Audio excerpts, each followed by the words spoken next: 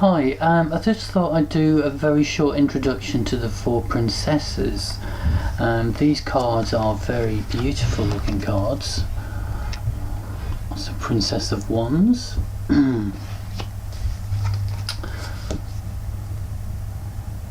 Princess of Swords there. Here, Princess of Discs. And the Princess of Cups. I think you'll agree they are very, very nice looking cards. The reason these are significant is that they represent the final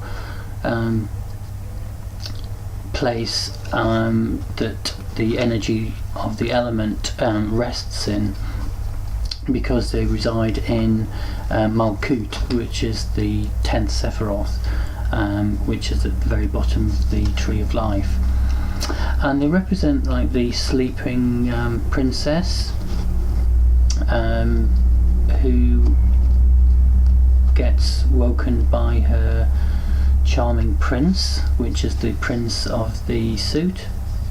So it's like she's like the sleeping beauty, and the reason that she's sleeping is that as I mentioned, she's in the 10th Sephiroth, which is Malkut, and they represent us in our sort of earthly realm, and we're sleeping to our spiritual nature.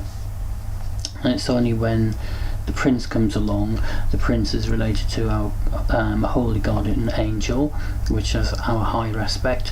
And if you watch the previous video that I did on the princes, their helmets are related to Keta. That's their spiritual connection.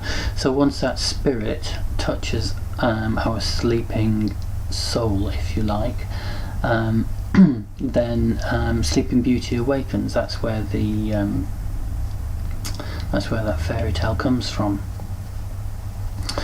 The princesses are also very relevant in the sense that they also redistribute the energy back up to the top of the energy cycle, so the energy just doesn't reside and stagnate with the princess.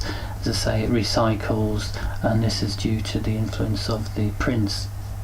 So what we'll do for the remainder of the video is just go to a screen capture section just to illustrate that process, and then we'll move on to the princesses in detail.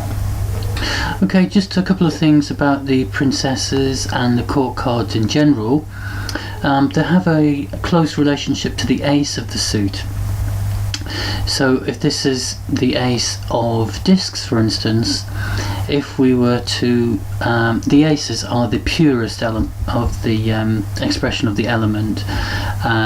As you go down the Tree of Life, it gets further and further away from that purity, because the aces are related to Keta, which is here. So the ace is here, and the element gets more contaminated as it gets further and further into matter. And we'll come back to this diagram in a moment. So this being the purest of the element, these four court cards are like four aspects of it. So the Knight of Discs would be the fiery aspect of Earth. The Queen would be the watery aspect. The Prince, the airy aspect of the suit, and the Princesses, the Earth. So as I said, the princesses are to do with the Earth and Malkut, which was the 10th Sephiroth here. And the princesses share an even more special relationship with the aces and the other three court cards. And we'll just go to the Deccan wheel to see that. So if we see, we've done most of our work here. We've done all of the minor arcana, and we're on the last.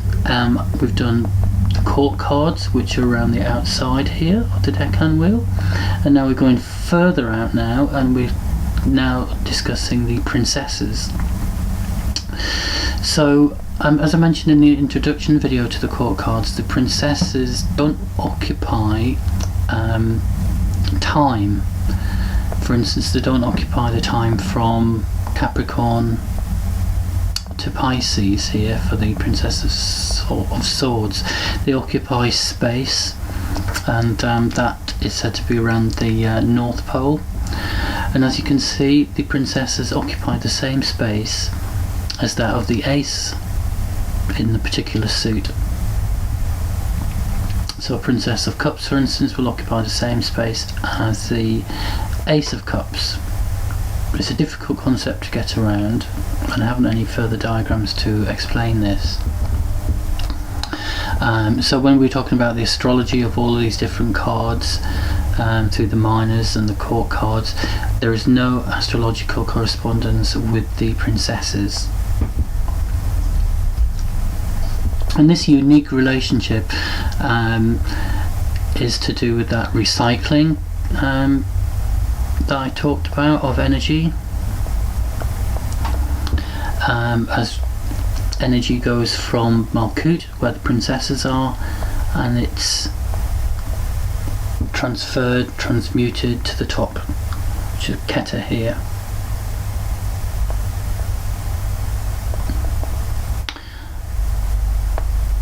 So what we'll go to next is a tetragrammaton. So the tetragrammaton we've talked about with regards to the Yod, Hey, Vav, and now we're in the final aspect, which is Hey, where the princesses lie.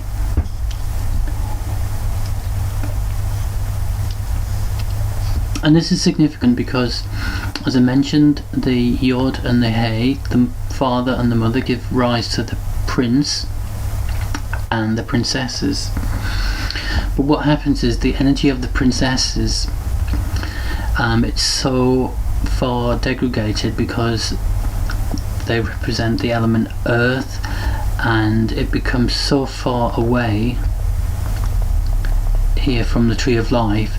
Quite often this 10th Sephiroth is depicted as if it's not really a part of the tree of life. It's like a pendulum swinging here, and therefore, because the princesses have arrived and on the most basic earthly aspect, she's like disassociated from the other three. As I mentioned, she's like the sleeping female, the princess that needs to wake up, Sleeping Beauty. And the fact that she's so far removed from these other three allows the prince to actually be a consort and wed the female. So even though they're brother and sister, she's so far away from their makeup that he becomes her consort to actually wake her up and recycle this energy, so she becomes spirit once again. I think that's the easiest explanation I can give. And she is all about getting back to source.